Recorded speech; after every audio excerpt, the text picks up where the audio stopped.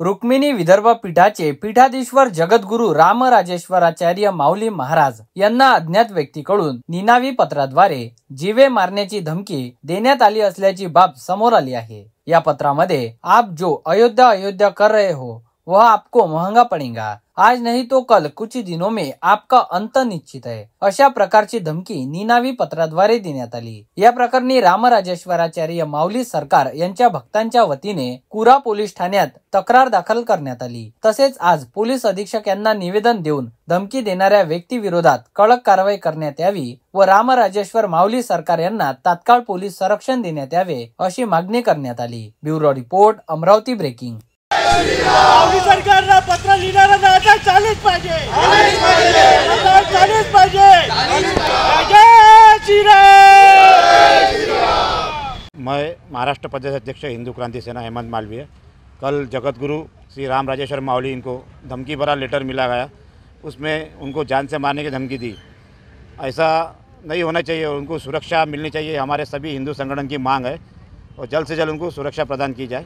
आपल्याला माहीतच असेल की सध्या भारतभर राममय वातावरण निर्माण झालेलं आहे आणि अयोध्येला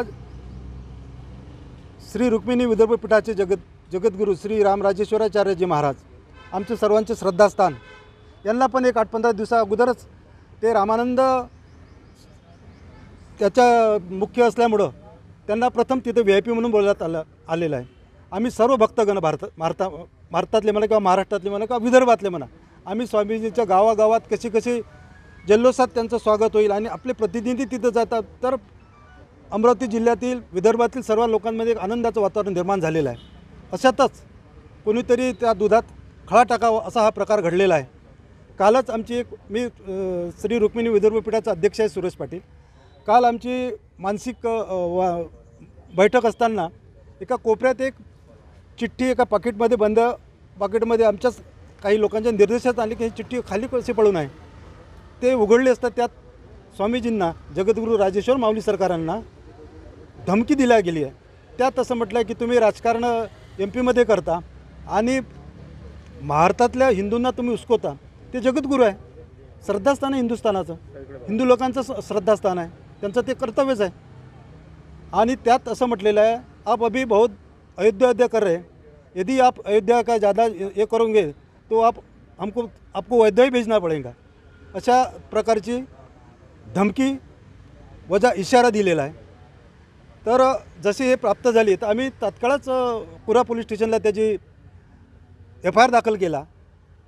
त्यानंतर शासनाने त्याकडे थोडं दुर्लक्षित केल्यासारखं झालं। जेव्हा जगद्गुरूला अशी धमकी दिली जाते तर NC मॅटर होते, किती मोठी सांगतो। त्याच्यानंतर आम्ही काल झाल्यानंतर आज सर्व ट्रस्टी, सर्व भक्त अमरावती जिल्ह्यातले आमच्या पाठीमागे सर्व उभे आहेत, सर्व ट्रस्टी आहेत, सर्व भक्त आहे। आम्ही आज SP साहेबांना भेटायला आलो, पण ते SP साहेब भेटले नाही। ठोसर साहेबांनी आमचं निवेदन स्वीकारलं।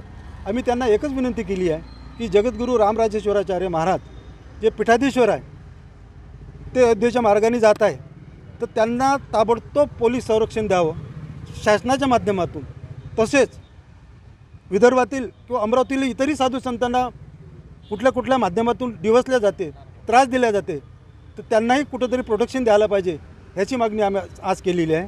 आपल्या माध्यमातून आम्हाला सरकार एकच म्हणायचं आहे की भारतातील जिथे साधू संत असेल, छोटे मोठे काय जे असेल पद्धत असेल, त्यांना शासनाच्या मार्फत प्रोटेक्शन मिळाला पाहिजे।